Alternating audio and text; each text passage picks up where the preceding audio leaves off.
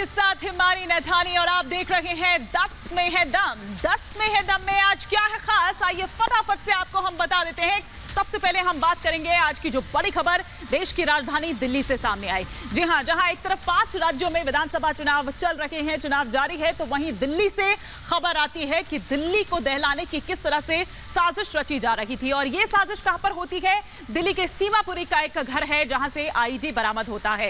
इसके अलावा हम बात करेंगे प्रधानमंत्री नरेंद्र मोदी के धुआंधार प्रचार की, और एक बार फिर से किस तरह से विपक्ष पर हमला बोला आज पंजाब की धरती से। लेकिन इससे पहले कि मैं आगे बढ़ूं, मेरे सहयोगी विवेक शांडिल्य भी मेरे साथ जुड़ेंगे, जो आगे की खबरों के लिए आपको मैं सीधे लिए चलती हूं विवेक शांडिल्य के पास। ओवर टू यू विवेक।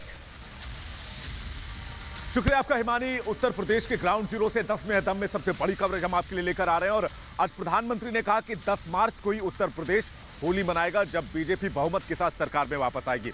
इसके अलावा अखिलेश के समर्थन में मुलायम सिंह यादव मैदान में कूद पड़े हैं। उन्होंने प्रचार किया, तो क्या ये अखिलेश यादव का मास्टर स्ट्रोक है? और आखिर यूपी के भैया वाले बयान पर चन्नी क्यों बैकफुट पर आ गए, क्यों सफाई दे रहे हैं, क्या कांग्रेस की मुश्किलें बढ़ गई हैं? इन तमाम खबरों पर नजर डालेंगे। लेकिन चलते हैं हिमानी के पास। हिमानी हमारे साथ मौजूद है। कू का सवाल आपको बताएंगे। आज के कू ऐप के लिए सवाल क्या है हिमानी? बिल्कुल विवेक, तो आगे बढ़ने से पहले हम अपने दर्शकों को बता दें कि आज का हमारा कू का जो सवाल है, आप अपनी राय रख सकते हैं। सवाल यह है कि पुलिस की सतर्कता ने दिल्ली को दहलने से क्या बचा लिया है? आपका जो भी जवाब हो, आप अपनी राय रख सकते हैं कू ऐप पर। आगे बढ़ेंगे, अब बात करेंगे देश की राजधानी दिल्ली की, जहां पर आज एक बड़ी आतंकी साजिश का पर्दाफाश हुआ है। सीमापुरी इलाका, जहां पर एक घर से आईडी मिला। ये बताया जा रहा है कि जिस घर से ये मिला है उसमें 3 से 4 लड़के रहते थे और अब उनकी पहचान भी कर ली गई है। तो इस घटना का क्या कनेक्शन है, ये हम आपको बताएंगे। गाजीपुर माना जा रहा है कि जो 14 फरवरी को दरअसल एक विस्फोटक मिला था, जो बरामद हुआ था आरडीएक्स, दरअसल इसका उससे कनेक्शन है। ये रिपोर्ट आप देखिए। ये 3 मंजिला घर, जहां पर सेकंड फ्लोर पर जो है वो शख्स रहा करते थे। 3 से 4 लोग जो है यहाँ पर रहा करते थे। जब 5 राज्यों में चुनाव हो रहे हैं, ऐसे वक्त में दिल्ली को दहलाने की एक बड़ी साजिश का पर्दाफाश हुआ है। दिल्ली पुलिस की स्पेशल सेल ने दिल्ली के सीमापुरी इलाके में गुरुवार को एक घर की तलाशी ली, जहां एक संदिग्ध बैग मिला। बैग की जांच की गई तो उसमें आईडी होने की पुष्टि हुई।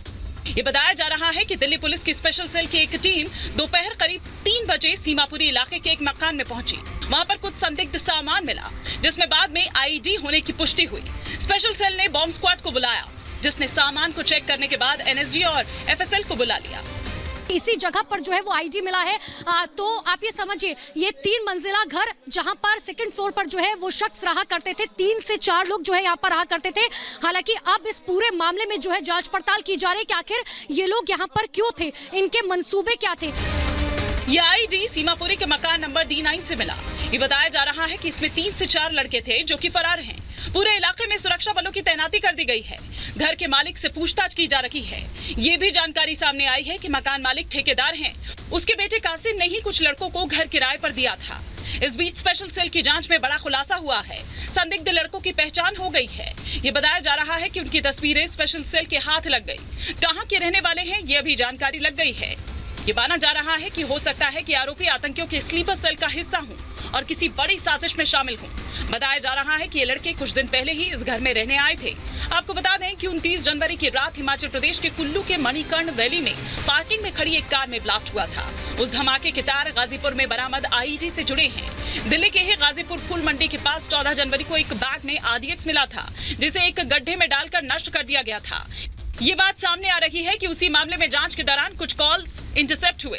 गाजीपुर मामले की जांच करते हुए दिल्ली पुलिस की स्पेशल सेल को उसके तार सीमापुरी से जुड़ते दिखाई दिए, जिसके बाद ये कार्रवाई हुई। स्पेशल सेल इस बात की भी जांच कर रही है कि क्या चुनाव के दौरान हिंसा फैलाने के लिए ये विस्फोटक कहीं पाकिस्तान से तो नहीं भेजे गए हैं। Bureau report, Republic Bharat. और आइए अपनी अगली खबर के लिए मैं रुख करूंगी अपने सहयोगी विवेक शांडिल्य का। विवेक, प्रधानमंत्री नरेंद्र मोदी का धुआंधार प्रचार जारी है। आज एक बार फिर से विपक्ष पर हमला बोलते नजर आए। प्रधानमंत्री नरेंद्र मोदी और योगी आदित्यनाथ हिमानी लगातार धुआंधार प्रचार में लगे हुए हैं। और प्रधानमंत्री जब 3 दिन पहले कानपुर देहात में आए थे, उन्होंने जिक्र किया था कि 10 मार्च को ही इस बार उत्तर प्रदेश में होली की, चूंकि होली 17 तारीख को है। लेकिन प्रधानमंत्री कह रहे हैं कि बीजेपी वापसी कर रही है और जोरदार वापसी कर रही है। इसलिए बीजेपी 10 मार्च को ही पूरे उत्तर प्रदेश में धूमधाम से होली मनाएगी। इसके अलावा झांसी में योगी आदित्यनाथ थे। उन्होंने कहा कि ये ऐसे लोग हैं विपक्ष पर निशाना साधते हुए कि इनकी सोच परिवारवादी और काम तमंचावादी है। लेकिन अखिलेश यादव ने भी पलटवार किया। एक रिपोर्ट दिखाते हैं।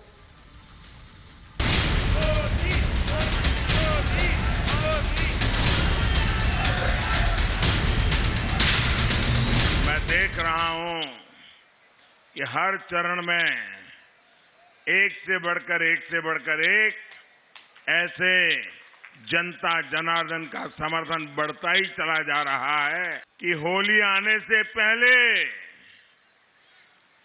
10 मार्च को ही रंगों वाली होली धाम-धूम से विजय की होली मना लेंगे। प्रधानमंत्री मोदी चुनावों में धुआंधार प्रचार कर रहे हैं। पीएम मोदी ने आज सबसे पहले पंजाब के अबोहर में रैली की और फिर पीएम उत्तर प्रदेश के फतेहपुर पहुंचे। भारी भीड़ से उत्साहित पीएम ने भाषण की शुरुआत की, जनता को धन्यवाद देते हुए। पीएम ने कहा, हर चरण में भाजपा के लिए जनता का समर्थन बढ़ता ही जा रहा है। मैं देख रहा हूं कि हर चरण में एक से बढ़कर एक ऐसे जनता जनार्दन का समर्थन बढ़ता ही चला जा रहा है। मैं उत्तर प्रदेश के लोगों का इसलिए हृदय से बहुत बहुत धन्यवाद करता हूं। पीएम मोदी ने कहा, उत्तर प्रदेश के लोगों ने 10 मार्च से पहले ही होली मनाने की ठान ली है। होली आने से पहले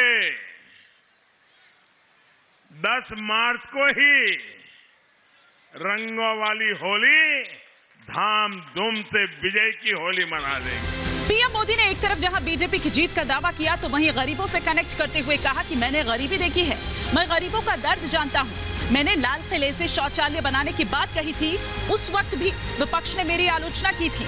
मैंने लाल किले से जो भाषण दिया,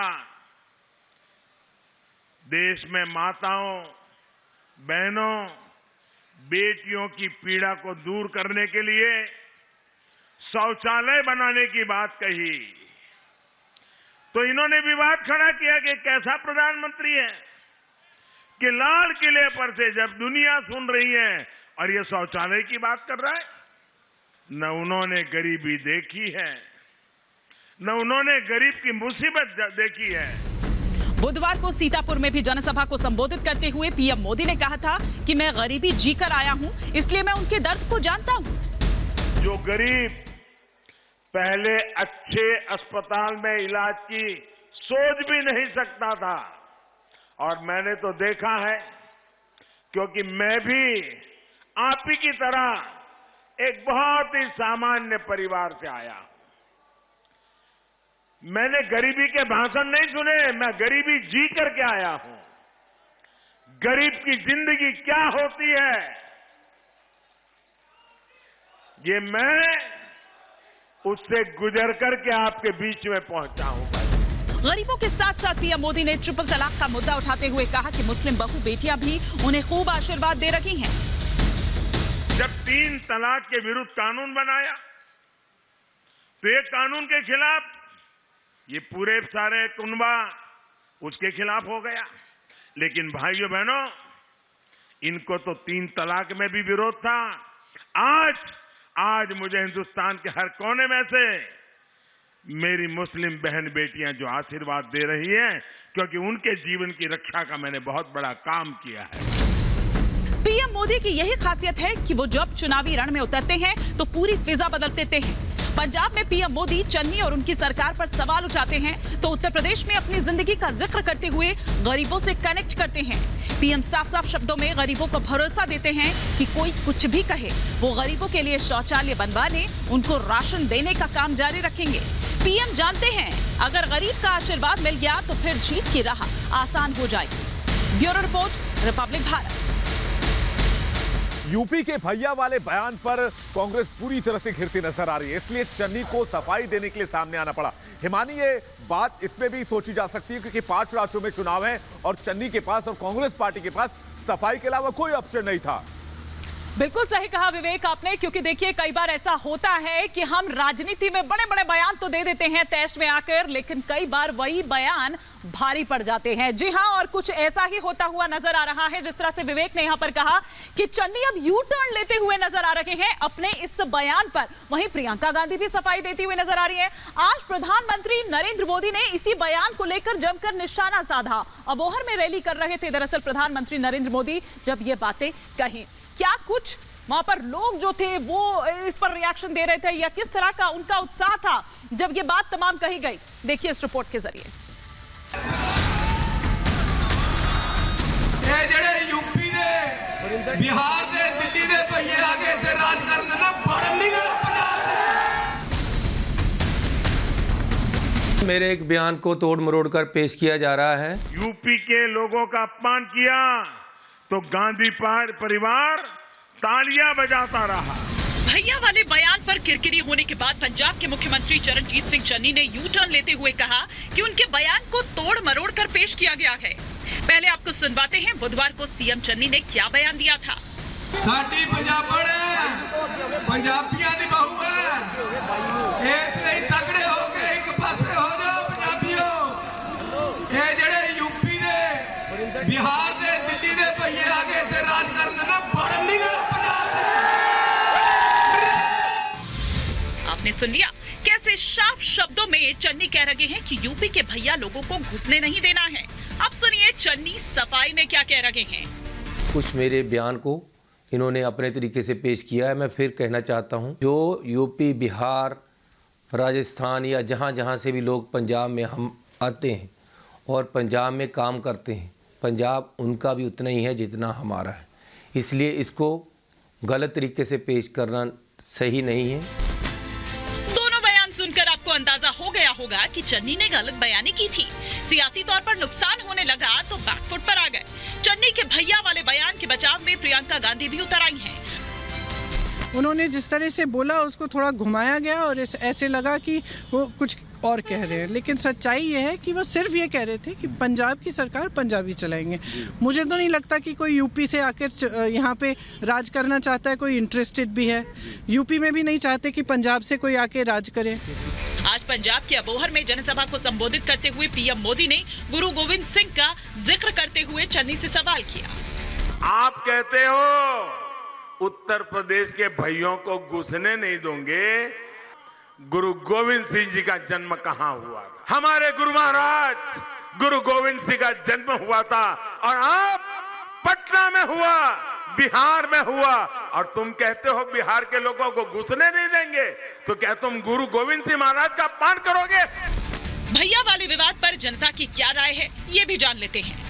क्यों नहीं आने देंगे? बिहार वालों को आने देंगे और वो कहते हैं कि नहीं आने देंगे, तो हम ऐसे आदमी को लेके आएंगे साथ भी जो बिहार वालों को ठुकराएं, जिसमें हमारे गुरु गोविंद सिंह जी आ जाते हैं।